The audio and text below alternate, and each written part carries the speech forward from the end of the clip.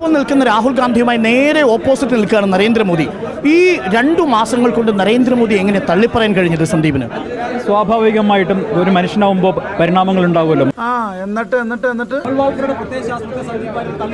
ഞാൻ പറഞ്ഞല്ലോ, ഇതുവരെ ഞാൻ പിന്തുടർന്ന എല്ലാ പ്രത്യയശാസ്ത്രങ്ങളെയും ഉപേക്ഷിച്ച് ഹിന്ദുത്വ എന്ന ആശയത്തെ പൂർണ്ണമായും കൈയൊഴിയാണ്. കോൺഗ്രസിന്റെ ആശയം മതനിരപേക്ഷതയാണ്, മതേതരത്വമാണ്. അപ്പൊ ഹിന്ദുത്വം ഇനിയില്ല.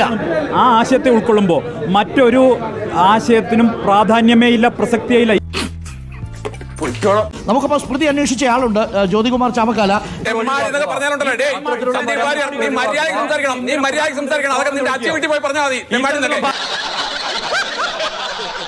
സ്മൃതി ചോദിക്കുകയായിരുന്നു, ആ ടെലിവിഷൻ ഡിബേറ്റുകളിലൊക്കെ നിങ്ങൾ പരസ്പരം പോരടിച്ചതൊക്കെ ഇനി വരും ദിവസങ്ങളിൽ ട്രോളും രാഷ്ട്രീയമായിട്ടുള്ള ആയുധമായി CPM മാറ്റില്ലേ? അതൊക്കെ ആയിക്കോട്ടെ, അതൊക്കെ രാഷ്ട്രീയത്തിലുള്ളതല്ലേ. ഞങ്ങളെ സംബന്ധിച്ച് ഇന്നലെ വരെ 2 ചേരിയിൽ നിന്നവരാണ്. നന്നായി സംസാരിച്ചിട്ടുണ്ട്. വസ്തുതകളുടെ അടിസ്ഥാനത്തിൽ സംസാരിക്കേണ്ടെന്നപ്പോൾ അങ്ങനെ സംസാരിച്ചിട്ടുണ്ട്. ഇച്ചിരി പരിധി വിട്ട് സംസാരിക്കേണ്ടെന്നപ്പോൾ അങ്ങനെ സംസാരിച്ചിട്ടുണ്ട്.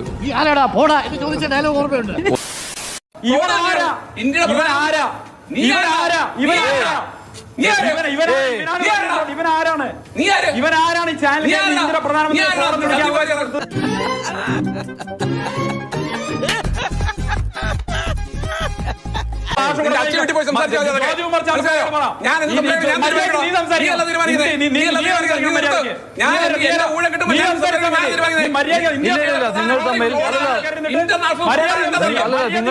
ഇത്തരത്തിലുള്ള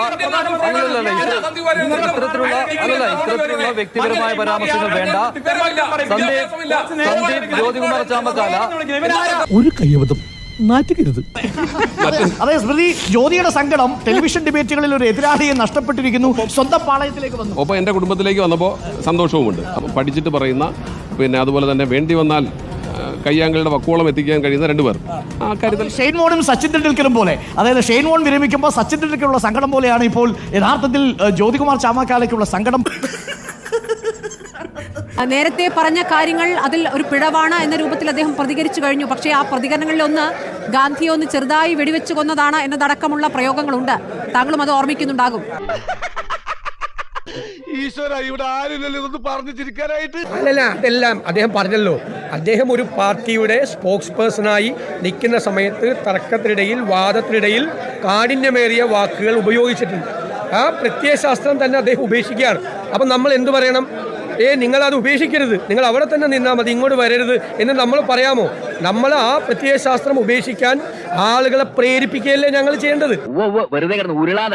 ഇടതുപക്ഷത്തെക്കാൾ വലിയ ഇടതുപക്ഷമാണ് ഞങ്ങളെന്ന് ധരിക്കാൻ വേണ്ടിയിട്ട് ശുദ്ധ ഭൗതിക ജാട കാണിക്കാണ്, തട്ടിപ്പടത്താണ്. പിന്നെ നേതാവുണ്ടല്ലോ സതീശൻ, പുസ്തകം വായനയാണ്. കാരണം കേരളത്തിൽ എന്താണ്, കേരളത്തിലൊരു ഇടതുപക്ഷ ബുദ്ധി, ഒരു ജാടയുണ്ട്. പുസ്തകം വായിക്കുന്നവർ ഞങ്ങളെന്തോ വലിയവർ. എന്നിട്ട് പ്രതിപക്ഷത്തിന്റെ ഒരു റോളും നിർവഹിക്കാതെ പിണറായി വിജയനെതിരായി ചെറിയ ചില കാര്യങ്ങൾ മാത്രം പറഞ്ഞുകൊണ്ട് പോകുന്ന ഒരു പ്രതിപക്ഷ നേതാവ്. അനകസിംഹാസനത്തിൽ കയറിയിരിക്കുന്നവൻ ശുനകനോ ശുംഭനോ എന്ന് കെ കരുണാകരനെ നോക്കി പാടി എന്നുള്ളതാണ് ആ മഹാഭാവം വാരിരൂട്ടി ചെയ്ത് തെറ്റ്. അതിന്റെ പേരിലാ പോയി തല്ലിക്കൊന്ന്. നാളെ ഇവർ അധികാരം കിട്ടിയാൽ എന്നെ കൊല്ലില്ല എന്ന് വല്ല നിർബന്ധമുണ്ടോ? കോൺഗ്രസ്സുകാരുടെ ചരിത്രം അതാണ്. അധികാരം കിട്ടിയെടുത്ത് മുഴുവൻ ക്രഷ് ചെയ്തിട്ടുണ്ട് ഓപ്പോസിഷനെ. അതല്ല ഉദ്ദേശം. സന്ദീപ് വാര്യർ 2 ആഴ്ച മുമ്പ് വന്ന് പ്രിയങ്ക ഗാന്ധിക്ക് വേണ്ടി പ്രചരണം നടത്തിയിരുന്നെങ്കിൽ രാഹുൽ ഗാന്ധിയോട് ചെയ്ത തെറ്റിനൊരു ക്ഷമാപണമാവുമായിരുന്നു. പക്ഷെ ഒരു കാര്യമേ ഉള്ളൂ, ഈ സ്നേഹത്തിൻ്റെ കടയിൽ മെമ്പർഷിപ്പ് എന്നും നിലനിൽക്കണം. അല്ലാതെ ഇനിയിപ്പോൾ അസംബ്ലി ഇലക്ഷനൊക്കെ അടുത്ത അസംബ്ലി ഇലക്ഷൻ കഴിഞ്ഞാൽ വീണ്ടും വെറുപ്പിൻ്റെ കടയിലേക്ക് മെമ്പർഷിപ്പ് എടുക്കാൻ പോകരുത്.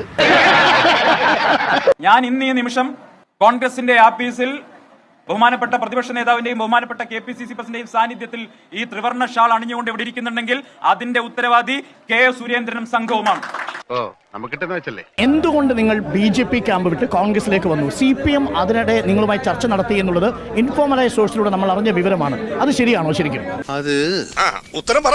അരുൺജി, ഞാൻ നേരത്തെ പറഞ്ഞല്ലോ, അങ്ങേപ്പോലൊരു മാധ്യമ പ്രവർത്തനമാണ്, പ്രത്യേകിച്ച് കുടിലതന്ത്രമുള്ളൊരു മാധ്യമ പ്രവർത്തനം ഏത് തലം വരെ സംസാരിക്കുന്നത് എനിക്ക് നല്ല ധാരണയുണ്ട്. ഞാൻ രാഷ്ട്രീയ പ്രവർത്തനം നടത്തിയൊരു പരിചയം എനിക്കുണ്ട്. അതുകൊണ്ട് ഏതൊക്കെ സംസാരിക്കണം എന്ന് എനിക്ക് ധാരണയുണ്ട്. അങ്ങനെ എന്നെ ഒഴിവാക്കാൻ ശ്രമിക്കരുത്, ഞാൻ കൊണ്ടിട്ടേ പോകും. ബാലനുമായി താങ്കൾ സംസാരിച്ചുവെന്നും നമ്പർ 1 കോമ്രേഡ് ആണ് സന്ദീപിന്റെ ഉള്ളിലുള്ളത്, നിലപാട് മാറ്റിയാൽ തനി തങ്കമാണെന്നാണ് CPM പറഞ്ഞത്. നോക്കൂ, എന്നെക്കുറിച്ച് പറഞ്ഞ നല്ല വാക്കുകൾക്ക് മുഴുവൻ ഞാൻ നന്ദി. എന്നെക്കുറിച്ച് രമേശ് ചെന്നിത്തലജി നല്ല വാക്ക് പറഞ്ഞിട്ടില്ലേ? എന്നെക്കുറിച്ച് VD സതീശൻ സാർ നല്ല വാക്ക് പറഞ്ഞിട്ടില്ലേ? ഒരു ചർച്ചയും നടത്തിയിട്ടില്ല, ഒരു തരത്തിലും ചർച്ച നടത്തിയിട്ടില്ല. സന്ദീപ് നോക്കൂ, ഒരു തരത്തിലും ചർച്ച നടത്തിയിട്ടില്ല. സത്യമാണെങ്കിലും എനിക്ക് അംഗീകരിച്ചു കൊടുക്കാൻ പറ്റുമോ? നോക്കൂ, ഇപ്പോൾ നിൽക്കുന്ന രാഹുൽ ഗാന്ധിയുമായി നേരെ ഓപ്പോസിറ്റ് നിൽക്കുകയാണ് നരേന്ദ്രമോദി. ഈ 2 മാസങ്ങൾ കൊണ്ട് നരേന്ദ്രമോദി എങ്ങനെ തള്ളിപ്പറയാൻ കഴിഞ്ഞത് സന്ദീപിന്? സ്വാഭാവികമായിട്ടും ഒരു മനുഷ്യനാവുമ്പോൾ പരിണാമങ്ങൾ ഉണ്ടാവുമല്ലോ. ഇത് ദീർഘകാലമായിട്ടുള്ള പാർട്ടിക്ക് അകത്ത് നിൽക്കുന്ന സമയത്ത് നിങ്ങളോട് സംസാരിക്കാൻ കഴിയാത്ത പല കാര്യങ്ങളുണ്ടാവുമല്ലോ. ചില നിലപാടുകളുള്ള വിയോജിപ്പുണ്ടാവും. അത് അവിടെ ഉന്നയിക്കാൻ സാധിക്കും. എന്താ എന്റെ ഉദ്ദേശം? ഏറെക്കാലമായി ഈ വിദ്വേഷത്തിന്റെയും വർഗീയതയുടെയും കടയിൽ നിൽക്കുമ്പോൾ ഒരു ബുദ്ധിമുട്ട് സന്ദീപ് അനുഭവിച്ചിരുന്നോ കഴിഞ്ഞ ലോക്സഭാ തെരഞ്ഞെടുപ്പിന്റെ കാലം മുതൽക്ക് തന്നെ? അല്ല, അതിന് മുമ്പ് തന്നെയല്ലേ നിങ്ങൾ ഒരു വർഷക്കാലം എന്നെ ചർച്ചയ്ക്ക് നിങ്ങൾക്ക് കിട്ടിയോ? എന്തുകൊണ്ടാണ് കിട്ടായിരുന്നത്?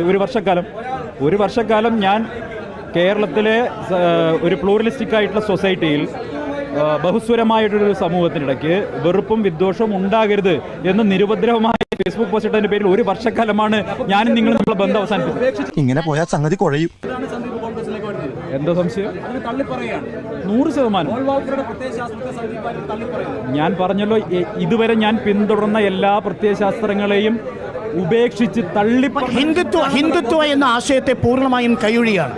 കോൺഗ്രസിന്റെ ആശയം മതനിരപേക്ഷതയാണ്, മതേതരത്വമാണ്. അപ്പൊ ഹിന്ദുത്വം ഇനിയില്ല. ആ ആശയത്തെ ഉൾക്കൊള്ളുമ്പോൾ മറ്റൊരു ആശയത്തിനും പ്രാധാന്യമേ ഇല്ല, പ്രസക്തിയേ ഇല്ല. ഇന്ത്യക്ക് വേണ്ട 100% ബോധ്യത്തോടു കൂടിയിട്ടാണ് ഞാൻ ഇതുവരെ തുടർന്ന എല്ലാ നിലപാടുകളും തെറ്റായിരുന്നു എന്ന് തോന്നിയതിന്റെ അടിസ്ഥാനത്തിൽ എനിക്കിഷ്ടപ്പെട്ടു.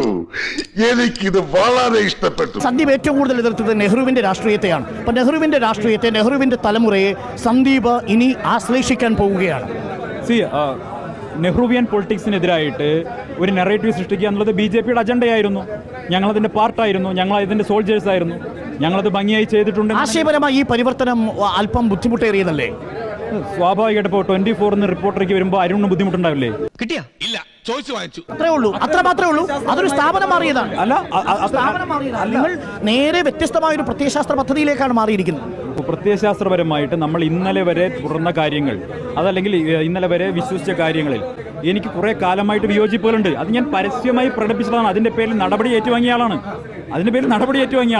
എന്തോ അലമ്പുണ്ടാക്കാൻ വന്നിരിക്കുക. കേരളത്തിലെ BJP കെ സുരേന്ദ്രന്റെ ഒറ്റയാൾ ആധിപത്യമാണ് എന്നാണ് താങ്കൾ പറഞ്ഞു വെക്കുന്നത്. കേരളത്തിലെ BJP നേതൃത്വത്തോട് പ്രവർത്തകർക്ക് പൂർണ്ണമായും വിയോജിപ്പുണ്ട്. ഒരുപക്ഷെ ഇത് കണ്ടുകൊണ്ടിരിക്കുന്ന ഒരുപാട് BJP എന്നോട് ദേഷ്യം ഉണ്ടാകാം, അരിശം ഉണ്ടാകാം, അവരുടെ പാർട്ടി വിട്ടുപോയി എന്നുള്ളതിന്റെ പേരിൽ ദേഷ്യം ഉണ്ടാകാം. പക്ഷെ അവരുടെ ഉള്ളിലും BJPയെ KJP ആക്കി മാറ്റിയിട്ടുള്ള കേരളത്തിലെ നേതൃത്വമുള്ള അങ്ങേയറ്റത്തെ വിയോജിപ്പുണ്ട്. അത് ഹിന്ദുത്വത്തോടുള്ള പ്രശ്നമല്ലല്ലോ, നേതൃത്വമായുള്ള പ്രശ്നം. ഞാൻ നേരത്തെ ഉന്നയിച്ചുള്ള വിഷയം ഏതായിരുന്നു? എനിക്ക് നേരെ നടപടി ഉണ്ടായ വിഷയം എന്തായിരുന്നു? ഞാൻ വെറുപ്പിന്റെയും വിദ്വേഷത്തിന്റെയും രാഷ്ട്രീയത്തിനെതിരായിട്ടുള്ള നിലപാട് സ്വീകരിച്ചു എന്ന് നിങ്ങൾക്ക് അറിയുന്ന കാര്യമല്ല. അത് ശരി, ഇപ്പൊ എന്റെ അഞ്ചത്തേക്കല്ലേ? ഇതൊരു തിരക്കഥയാണ്, അപ്രസക്തമായിട്ടുള്ള ഒരു തിരക്കഥയാണ്. ഈ തെരഞ്ഞെടുപ്പിലോ കേരളത്തിൽ BJPക്കകത്തോ ഇതൊരു ചലനം ഉണ്ടാക്കാൻ പോകുന്നില്ല. ഞാൻ നിങ്ങൾ എന്റെ വാക്കുകൾ ഉറപ്പിച്ചെഴുതിക്കോളൂ.